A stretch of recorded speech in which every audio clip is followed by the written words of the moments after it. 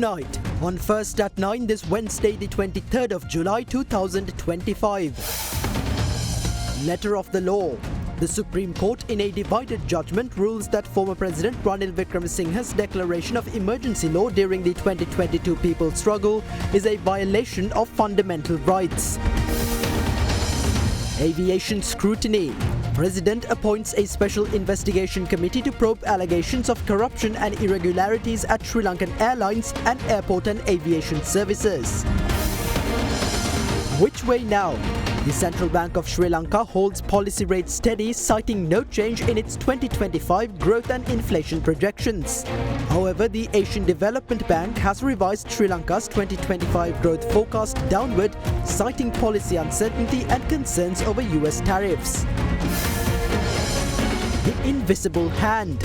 Opposition MP Nizam Karyapar urges the government to investigate the alleged invisible hand concealing the truth behind the Easter attack.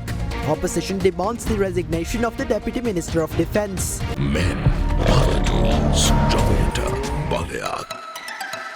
This is Derana First at 9. Live from Studio 24 in Colombo. Good evening, you're joining First at 9 on Sri Lanka's most trusted news source, Derana. I'm Tarindu Mahendra, joining you live with the latest in Sri Lanka and around the world. In your top story tonight, the Supreme Court in a majority decision today ruled fundamental rights have been violated through the then acting President Ranil Wickremesinghe's order to disperse protesters during the people's struggle in 2022 by resorting to emergency regulations under the Public Security Act. In a divided judgment, Justice Yasantha Kodagoda, with the concurrence of Chief Justice Murdu Fernando, ruled that the decision to declare a state of emergency was unjustified, arbitrary and legally invalid, but Justice Arjuna Obesekara maintained that the declaration was a lawful exercise of presidential power.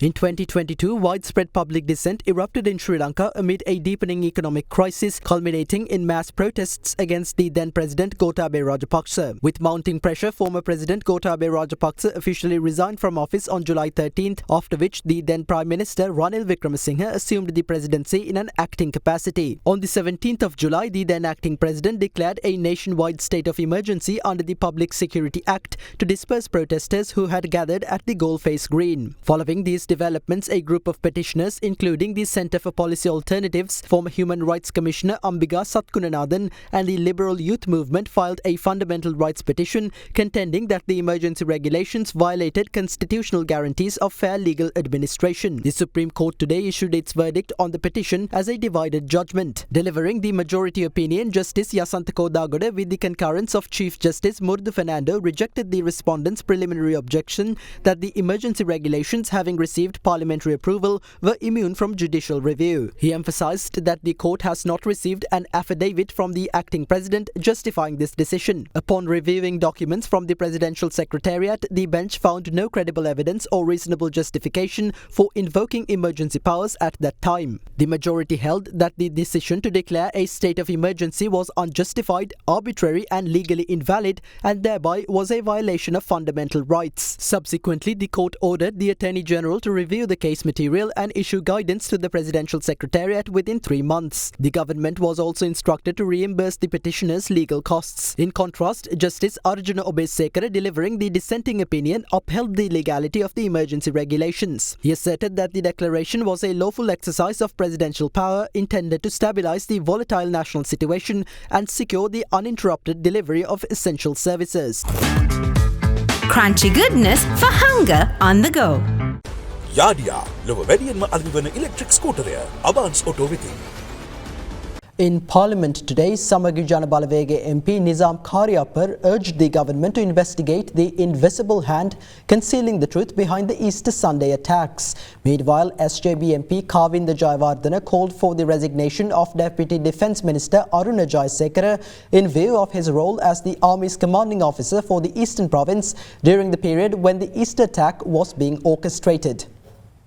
ත්‍රස්තවාදය පිළිබඳ කතා කරන නියෝජ්‍ය When we speak of terrorism, the most recent attack, the Easter Sunday bombings, comes to mind. The current government failed to disclose critical information about the attack. The first official revelation came through B report number B35882/24 filed at the Colombo Fort Magistrates Court. One of the most alarming aspects in this report is the brutal murder of 2 police officers on duty in Vaunathu. Their weapons were stolen, and it has since been revealed that those weapons were later used by Zaharan Hashim's extremist group. The CID has submitted a detailed report stating that during their investigation, they obtained vital information from a spy who was once in the custody of the Army Intelligence Corps. In 2015, this individual had provided critical intelligence regarding Zaharan Hashim to the Army's 3rd Military Intelligence Corps. However, despite the gravity of this information, the intelligence officials involved reportedly took no meaningful action. The CID has made it clear had the authorities acted on the intelligence at the time, the Easter Sunday attacks could have been prevented. This report, locked away in a safe, came to light only in April 2025. Shockingly, none of the responsible intelligence officers have been arrested or brought before the court even to this day. Investigations are still ongoing. According to the findings so far, statements have been recorded from 48 individuals, 12 civilian witnesses, 7 army personnel, 26 police officers and 3 prison officials. Yet, none of these witness statements have been included in the report. So, the question must be asked, who is obstructing this investigation? Who is the big boss behind this cover-up? In 2018, President Maithripala removed then Prime Minister Ranil Wickremesinghe. By November that year, Major General Aruna Jayasekara was appointed Eastern Province Commander, an appointment that lasted barely 2 weeks. This same Aruna Jayasekara played a major role in the 87-88 counter-insurgency operations against the JVP and was awarded a medal for it. During Mahinda Rajapaksa's tenure as Prime Minister, he was again appointed to a commanding role. He retired in 2019 and there was no trace of him afterwards. In 2023, when it became evident that the JVP-led NPP was gaining political ground, Aruna Jayasekara suddenly re-emerged. He formed a committee of retired army officers aligned with the NPP and assumed leadership. Though he did not contest an election directly, he entered parliament via the national list and now serves as the Deputy Minister of Defence. This raises serious concerns. I respectfully urge that an independent investigation be conducted to uncover how he was appointed to such a sensitive post and, more importantly, who orchestrated all this from behind the scenes. MP Nizam Karyappar made a serious and revealing statement in Parliament today, one that deserves the full attention of the public and the government. I'm reminded of a moment during the Golden Jubilee celebration of His Eminence Malcolm Cardinal Ranjit, where the President himself stated that when investigating, the government must be prepared to investigate itself. Today's statement by MP Karyappar raises the question of whether this was what the President was referring to. According to information revealed in court and confirmed by the CID, Major General Aruna Jayasekara, who served as the Eastern Province Commander and who now serves as the Deputy Minister of Defence, had knowledge of intelligence related to Zaharan Hashim and failed to act on it. If this is true, then serious questions must be asked. Should someone implicated in such a serious lapse continue to hold the position of Deputy Minister of Defence? Either he must step down voluntarily or the government must take immediate action to remove him. Against this backdrop, the CID has informed the Fort Magistrates Court that the former Batticaloa Police OIC will be detained under the Prevention of Terrorism Act over his alleged role in concealing key information related to the Easter Sunday attacks, the Vaunathu police killings and the Saindamarudu bombings. He is accused of making misleading statements and withholding evidence. Police will detain him for 72 hours and may seek an extension if required. Apico Next Gen. Make the leap to faster sleep. හොඳම phone එකක් ගන්න. ළඟම බාන්ස් එකට යන්න. Prime Minister Dr. Harini Amarasuriya asserts that the government is seeking a broad change in the existing education system, going beyond a scheduled reform of the school curriculum. Meanwhile, Deputy Director General of the National Institute of Education, Dr. Asoka De Silva, revealed that as per the proposed education reforms, textbooks will be discontinued to be replaced by booklets containing subject content, which will be structured as modules. A meeting was held yesterday at the parliamentary premises with the participation of Prime Minister Dr. Harini Amarasuriya to inform members of parliament regarding the proposed education reforms. Parliamentarians of the ruling and opposition parties shared their views on the proposed reforms. Education reforms are essential. We do level various criticisms. However, what we intend by those criticisms is to change the existing system. There are several issues that have to be resolved. One of the main reasons contributing to the persisting issues is the lack of mixed schools. In mixed schools, girls receive a degree of protection by boys of the same age. For example, if a girl is waiting alone at a bus stop, the boys would not leave her by herself. However, if she encounters a group of boys from an all-boys school, she might get bullied or something even worse. That connection should be established. Girls and boys are studying together at universities and tuition classes. So why have we separated them in the school system? Education reforms cannot be discussed in a day or two. Reforming school curricula and reforming the education system are different things. It is mandatory to revise the school curriculum once every 8 years. At the moment, we are discussing a broader system change, going beyond a curriculum revision. We propose to introduce new curricula for grades 1 and 6 in 2026. A decisive change will be implemented for the 9th grade. We need adequate time to implement that. The reason we allocated 3 years to implement that pivotal change is to prepare the system, the children, and the society. Meanwhile, teachers' associations of the University of the Visual and Performing Arts staged a demonstration today in front of the university in Colombo. The associations protested the government's decision to make aesthetic subjects into electives for grade 10 and grade 11 students through the proposed education reforms. In the meantime, a press conference was held at the Ministry of Education today with the participation of Prime Minister Dr. Harini Amarasuriya to inform the media of the proposed education reforms. For grades 6 to 9, the subject content will be presented as modules instead of the usual textbooks. These modules will provide the necessary guidance for the teaching and learning process.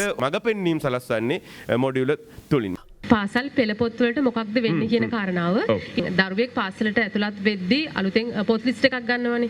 දැන් මේ නව අධ්‍යාපන ප්‍රතිසංස්කරණත් එක්ක ලබා ගන්න පොත් ලයිස්තුවේ අඩුවීමක් වෙනවද? ඒක බර අඩු වෙනවද? කොහොමද වෙනස ඇති වෙන්නේ? මොඩියුලේ ඇතුලේ පෙළ පොතේ The modules will stand in for textbooks. Accordingly, textbooks will not be distributed to grade 6 students. A module is a booklet. There will be 3 modules for science in the first term, and the students will be provided with a booklet that includes all 3 modules. Then the weight of the school bag will also decrease. We have convened a meeting tomorrow to arrive at a final decision regarding end-of-term exams. However, conceptually, end-of-term exams are not necessary. But we might have to conduct at least one term exam for students from grades 6 to 9 until the children adapt to the new system.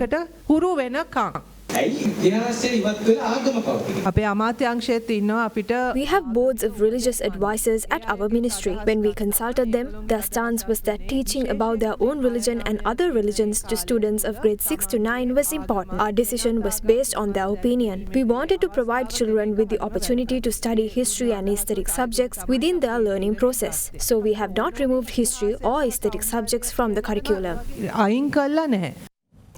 President Anura Disanayake has appointed a special presidential investigation committee to probe alleged incidents of fraud, corruption and irregularities at Sri Lankan Airlines and Airport and Aviation Services Private Limited. The President met with the committee members yesterday at the Presidential Secretariat, where he called for a swift investigation and recommendations to prevent similar occurrences in the future. The appointment of the Special Presidential Investigation Committee follows a cabinet decision taken on the 1st of July. The committee members received their letters of appointment yesterday from Secretary to the President Dr. Nandika Sanath Kumar Nayaka. Additional Secretary to the President K.N.M. Kumarasinghe is the Secretary of the committee, while its remaining members are retired Auditor General H.M. Gamani Vijayasinghe, retired Additional Director General of Customs Jnanasiddhi Senanayaka, Chairman of the National Savings Bank Dushantha Basnayaka, Attorney at Law Chaminda Korala and Additional Director General of the Department of Public Enterprises NAHK Vijayaratna. The committee will investigate alleged offences committed between 2010 and 2025 within Sri Lankan Airlines Limited and Airport and Aviation Services Private Limited, including abuse of power and unlawful privileges by the Board of Directors and Senior Management of Sri Lankan Airlines, irregularities in awarding service contracts and recruitment procedure, aviation security lapses, discrepancies related to duty-free shop transactions, transactions and overseas sales agents transactions and activities, administrative errors, corruption, irregularities and/or external influence that negatively impacted the efficient operation of Sri Lankan Airlines, and corruption and irregularities in the procurement and/or leasing or acquisition of aircraft as well as goods and services exceeding 10 million rupees. The committee is also tasked with identifying those accountable for the erroneous decisions as well as the fraud, corruption and irregularities highlighted in the JC Valimuna Committee report and the Auditor General Special Investigation report. The committee aims to make recommendations for rectifying these issues and to offer essential guidance to avert similar situations from arising in the future. During yesterday's meeting, President Anura Disanayake emphasised that the absence of a proper investigation into the irregularities at Sri Lankan Airlines and Airport and Aviation Services Private Limited has rendered these institutions largely ineffective. He urged the committee to carry out a swift investigation by examining all the facts related to the alleged offences and provide a report with essential recommendations aimed at correcting the situation and preventing similar occurrences in the future. Central Bank Governor Dr. Nandalal Veerasinghe says the Central Bank expects all commitments under the International Monetary Fund's fourth review to be implemented within the next 6 to 12 months. Speaking at the monetary policy briefing today, he also announced that the overnight policy rate will be maintained as the expected outcomes from the previous rate reduction have been achieved. The governor further noted that while there may be some impact from external sector factors, projections for economic growth and inflation remain largely unchanged. Compared to the last review to this review, when we reduced the policy rate by 25 basis points in the last review, and then expectation was that as a result, first part is the monetary policy interest rate transmission to market rates, now as already shown, has happened as expected. Inflation projection is also stay almost similar to path. The outcome is, and also expectation projections are almost similar. We'll be moving towards our target range, within target range also towards 5% gradually. Also in terms of economic growth, economy is recovering. Q1 growth is out as an indication. Q2 also will have a similar growth. So things are moving in the right direction. Monetary Policy Board decided this time to maintain the same stance, obviously recognizing some of the uncertainties that we may face in the future in the global geopolitics and economics and tariff and other geopolitical scenes. Given the external shocks plus Sri Lanka's capital investment for this year is yet to be completely approved and projects to be started.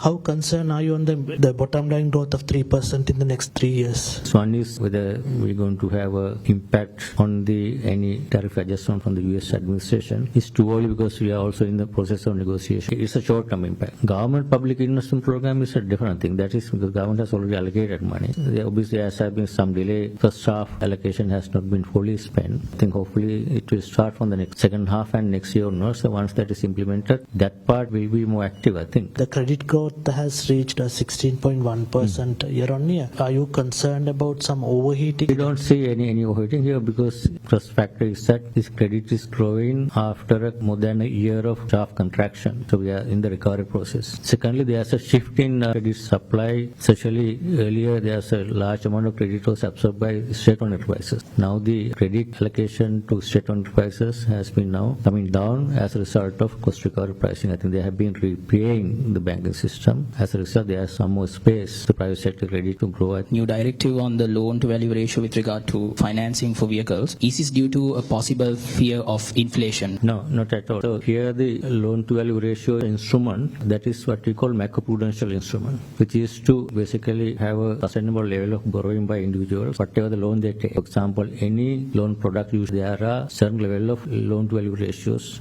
as a macroprudential policy. Motor vehicles, we had this ban on imports for last 4-5 years. We still didn't want to change the existing the ratios that we had earlier because there's no import coming. As a result, we need to revise that. But now, especially with the new Central Bank Act, this has been basically recognized as a macroprudential instrument. And for that, now we basically trying to use that instrument properly for macroprudential purposes. අධිපතිතුමා පසුගිය දිනවල යම්කිසි වාර්තා කිහිපයක් පළ වෙලා තිබ්බා වාහන ආනයනය සීමා කරන්න රජය සහ මහා බැංකුවෙන් අවධානය යොමු There is no such initiative from the central bank's side. That market we opened will continue to stay opened. According to my knowledge, there is no initiative from the government side as well. With regards to the IMF program, what more needs to be done? Again, if you look at the fourth review published document, clearly says what are the quantitative targets. But we would like to see a proper implementation of all the commitments within next 6 to 12 months period. The Asian Development Bank has revised its 2025 economic growth forecast for Sri Lanka downward, despite the economy showing broad-based growth in the first quarter. This revision is primarily due to uncertainty surrounding US tariff policies and concerns over the under-execution of capital spending, which may also negatively impact the 2026 outlook. In its economic forecast for the Asia and Pacific region, the ADB says while most South Asian economies show mixed trends in growth and inflation, Sri Lanka's situation remains fragile. The country's inflation forecast is unchanged for both 2025 and 2026, but risks remain, particularly from accelerating credit growth and geopolitical tensions, which could place further pressure on prices and macroeconomic stability.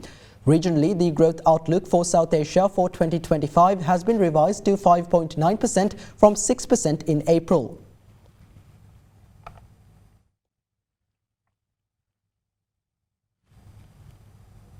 The Sri Lankan passport has made a major leap and climbed 5 places from 96th to 91st in the Henley Passport Index. In contrast, Sri Lanka dropped 2 positions to 61st from 59th in global data aggregator Numbio's Country Safety Index. Singapore remains the world's most powerful passport in the updated Henley Passport Index with visa-free entry to 193 destinations. Sri Lanka is ranked 49th with visa-free access to 42 destinations. Meanwhile, in Numbio's Country Safety Index, the UAE was once again named the safest country in the world with an index score of 95.2. Sri Lanka, meanwhile, dropped to 61st with an index score of 57.7 in the latest report, falling 2 positions from 59th in the previous year.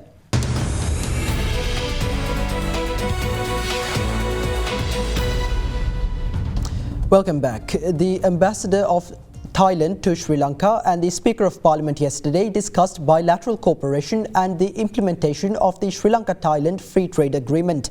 Meanwhile, the National Chamber of Commerce is scheduled to host a Sri Lanka-Vietnam trade forum with the participation of the Vietnamese ambassador.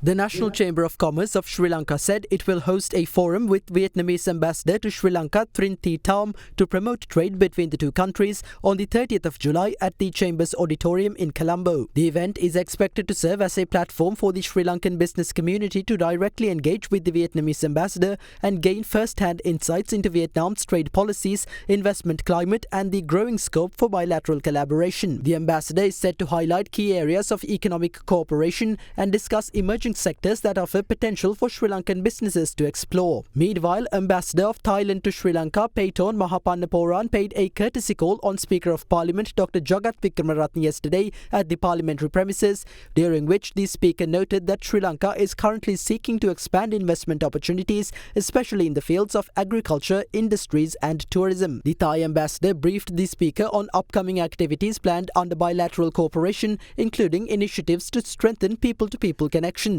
The ambassador also expressed hope for the full implementation of the free trade agreement between Sri Lanka and Thailand. Discussions also focused on further enhancing cooperation in key areas such as cultural exchange, tourism promotion, trade partnerships and parliamentary collaboration.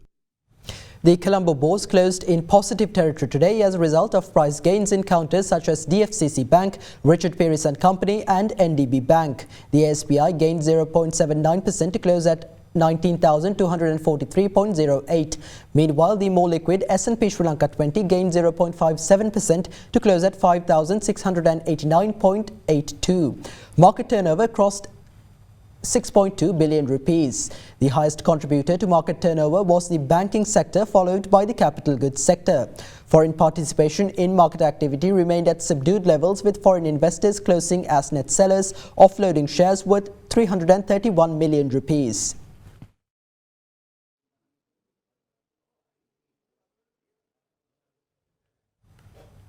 Up next, we have Rashan Samarakon from Capital Alliance in our next segment, Economic Outlook.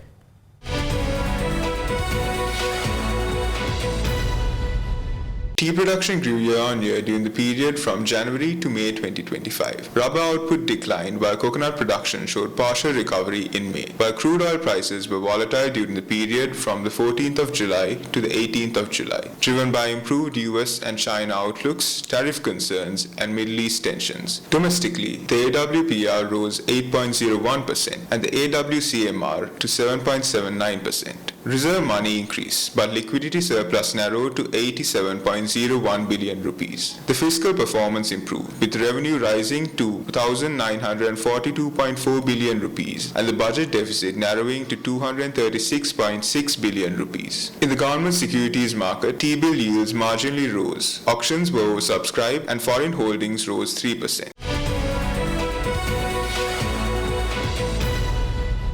That's all for tonight from First at 9. Thank you for joining. Have a great night.